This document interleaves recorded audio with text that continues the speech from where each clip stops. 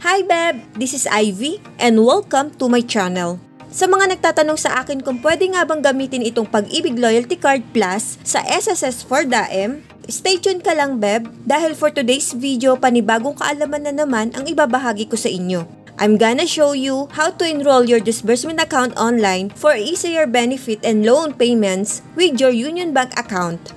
Pero ang i-enroll natin ay ang Union Bank account ko na naka-registered sa Pag-ibig Loyalty Card Plus. If you are interested na malaman kung paano ito gawin, please keep watching until the end of this video. Kung bago ka pa lang sa channel ko, I invite you to please do like, share, comment, and subscribe to my channel. Don't forget to hit the notification bell para updated ka sa mga bago kong video gaya nito. Without any further ado, let's get started.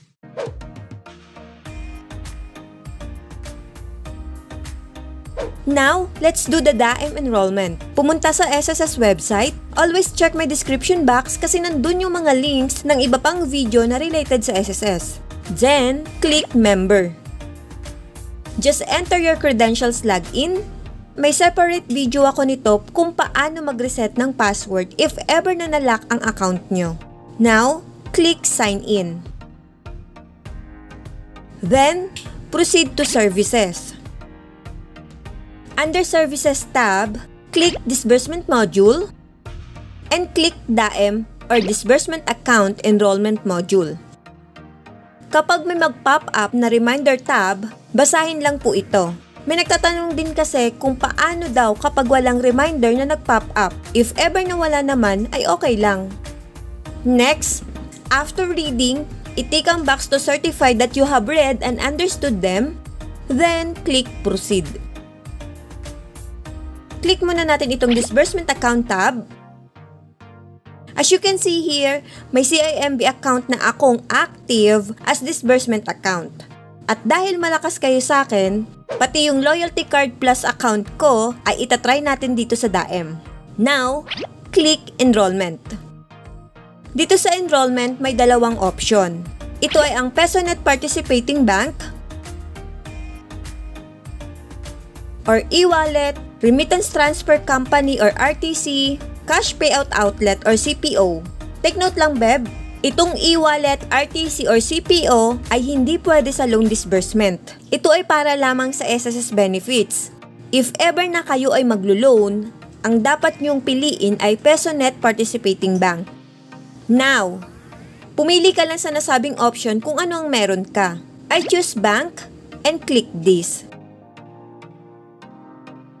Dito sa drop-down menu, hanapin ang iyong bank provider gaya ng Union Bank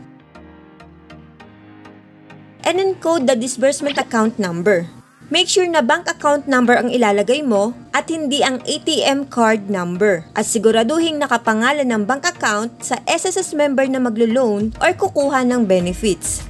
Upon encoding, dapat ito ay walang spaces or special characters.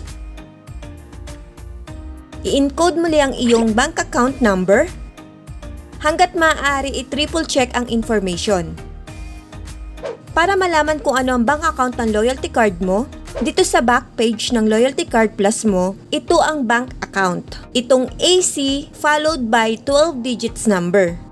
Next, mag-a-upload naman tayo ng supporting documents. As you can see here, dapat ang file na i-upload nyo ay naka-JPEG or PDF format at hindi lalagpas ng 3 MB.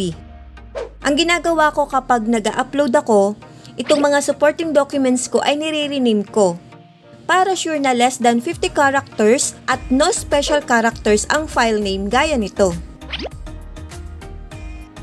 Now, let's upload the proof of account, which is validated deposit slip ang gamit ko, na makikita ang account name, account number, and bank name gaya nito. Share ko lang sa inyo Beb, by request po sa Union Bank ang paghingi ng deposit slip at sabihin nyo lang na gagamitin nyo ito sa SSS para mabigyan kayo gaya ko. I-click lang ang Browse File to upload the document. Ayan, uploaded na. Next, identification document naman. For now, I prefer UMID ID, gaya nito. Ito naman ang list ng mga valid ID na ina-accept ni SSS. Lastly, selfie photo na hawak mo ang valid ID pati ang deposit slip gaya nito. Don't worry beb, gaya nyo rin ako na nare-reject sa selfie. Try and try lang beb at make sure na ito ay hindi blurred at readable ang details ng mga hawak mo lalo na kapag nagzo-zoom ng photo. Next, dito naman tayo sa data collection and usage clause. After reading, itik ang checkbox and click enroll. Then may prompt message confirmation. Click OK. Here we go! You have successfully enrolled your bank account details. At i-check ang iyong email para sa confirmation notice from SSS.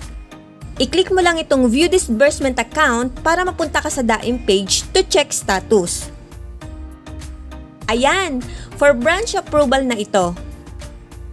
By the way, Beb, August 11 ako nag-enroll ng DAIM for Union Bank account ng Loyalty Card Plus ko at nung August 14 naman siya na-approve. Baka may magtanong na naman sa inyo kung gaano katagal ang approval ng DAIM. Beb, depende po ito sa servicing branch nyo. So be patient na lang sa pag-aantay ng for approval ng DAIM nyo. Para naman makita yung approved DAIM mo, go to Services, under Services tab, click Disbursement Module. And click DAIM or Disbursement Account Enrollment Module. I-close lang itong reminder, then click Disbursement Account. Kapag active disbursement account na ang nakalagay dito, ibig sabihin nito ay approved or registered DAIM na. At pwede mo na itong magamit anytime para sa SSS benefits mo or loan proceeds. So I think that's it for this video. Sana nakatulong sa inyo and thank you so much sa wala niyong sawang pagsubaybay sa mga video ko. Please do not forget to like, share, comment, and subscribe to my channel and hit the notification bell para updated ka sa mga video ko gaya nito. Thank you and God bless everyone. Follow for more!